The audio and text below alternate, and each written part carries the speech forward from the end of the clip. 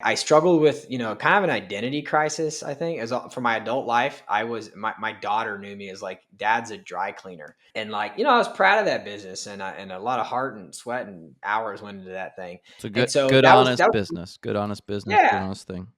it was, hard work and we had a good team. And so that was really difficult starting off, figuring out what am I going to do. I felt like myself, my worth as what I could bring, I was like, okay, what am I here for? What am I doing? Long story short, I tried to dive back in pretty quick and I talked to my wife. I'm like, I need to go buy a business because I'm getting antsy. Like I was used to being at work every day.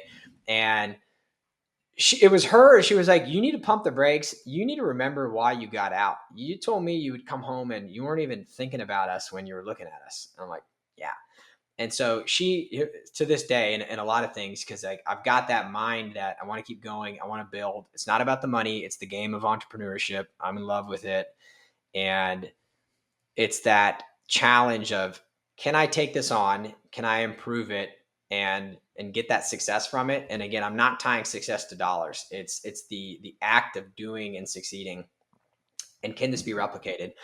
So yeah, my wife constantly tells me like pump the brakes, don't dive in. And I'm in a critical part of my life, or this season where I have 3 young children. Mm-hmm. As of today with this recording, they're 5, 2.5, and 6 months old. Okay. And so, I look at that and I'm like, a lot of people would die to have this opportunity to spend more time with their children. And so I try to do that. And I do work now. I founded something else, but I don't have employees.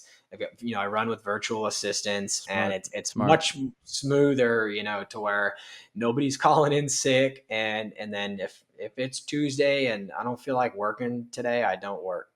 So, but that transition and forever, in the future, and it's not to say I won't dive back into something. The lesson that I learned that I would do differently is I would partner up. This was back in the day. I wanted everything for myself. And I Mm. think that I was selfish, probably greed, way back in the day. But now it's the opposite. It's like, I realize that time is the only thing that we're all equal for.